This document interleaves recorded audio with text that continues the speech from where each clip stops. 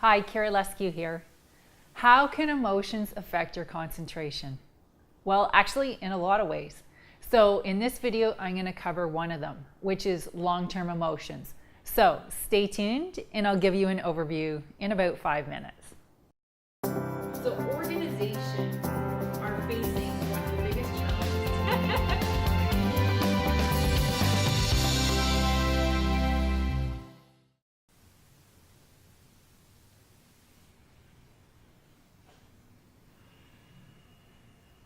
Okay, here's the conflict on concentration.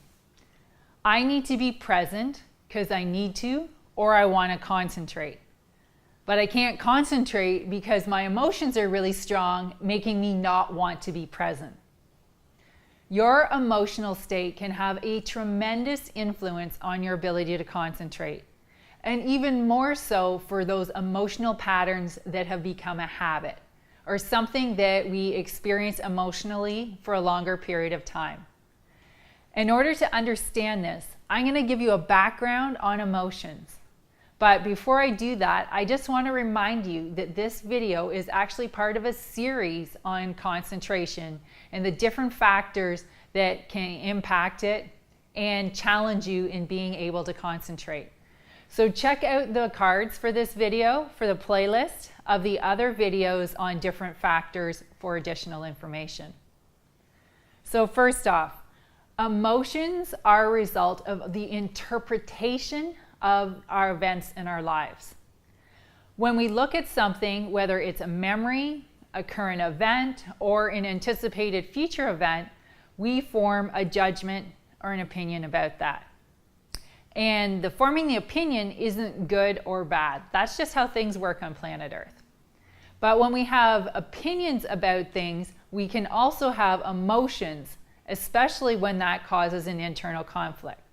For example, I want to feel respected by the people that I work with. And then something that somebody says to me, I feel is really disrespectful. And I have an emotional response to it. It might be humor. It might be frustration. It might be indignation. And when these things happen over and over again, and we have the same responses, and we don't clear those emotions out, then we form an emotional pattern. And we practice the same thoughts and the same interpretations and the same emotions over and over a long period of time. And we actually get stuck in those patterns. So, for example, we get used to being frustrated by a particular person or a particular condition in our lives. And perhaps it gets stronger and stronger and it progresses to anger. Then we paint that person with the same brush all the time, or similar people in different situations. Even though it's a new incident, we're looking at it through the lens of our past. And we actually start to learn these patterns early in life, and we perpetuate them as we age. And sometimes we develop new ones as well. So we can get stuck in these emotional patterns. Often we suppress our emotions rather than experience them fully in the moment. Again, it isn't a bad thing, as we're doing the best that we can in that moment to deal with our emotions.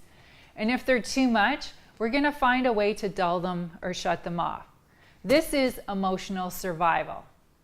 However, when we do this over long periods of time, we develop emotional habits, such as guilt, anger, resentment, possibly even shame.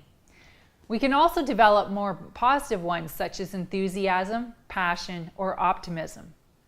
And those emotions are bubbling under the surface of our lives, just waiting for the right event to trigger them to come up. And if prolonged, they can be quite close to the surface and get triggered quite easily. To go back to concentration, these emotional patterns can really hijack our ability to concentrate, because when we get quiet for a bit, those feelings can resurface. And they have the potential to be intense, because they're not just emotions from a single event, but a whole series of events. So think of it this way. Old emotions are like garbage in your house. And if you take it out every day, there's always going to be more, because you're always creating more. But it's not going to pile up because you take it out regularly. However, if you let it pile up, when you do go to take it out, it's a lot more work. It might be messier, and most likely it takes a lot more time. So if you have strong emotions, the best approach to dealing with them is to think of it as a process. And part of the solution is dealing with the old emotions. And that can involve a lot of things and quite possibly professional help. The following short process that I'm going to teach you can really help in addition to professional help. First of all, acknowledge your emotions. Second, usually the emotion goes along with a mental story that you're telling yourself. So stop telling that story. Number 3, try to change your focus back to the task at hand. Repeat this over and over as required.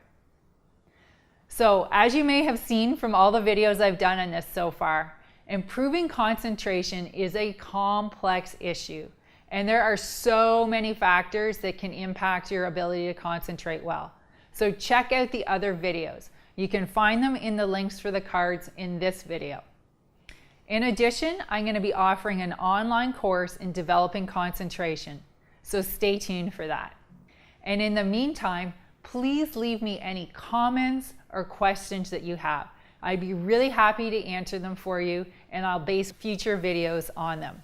So do your best over the next little while to try and deal with the emotions and name them as they come up. And if you need to, go get professional help.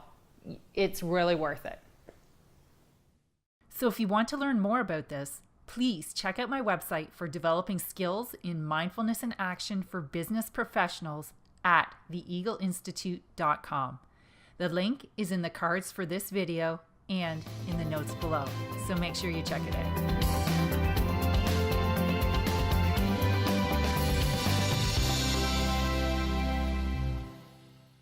So here's the conflict. I can't concentrate. I can't concentrate because I can't concentrate.